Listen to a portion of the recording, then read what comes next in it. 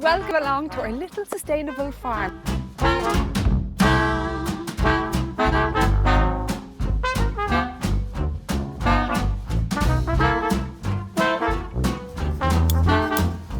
There are so many amazing things that you can make with lavender.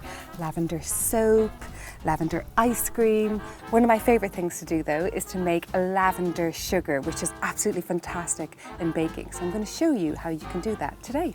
And we're also going to make a lavender shortbread using the lavender sugar.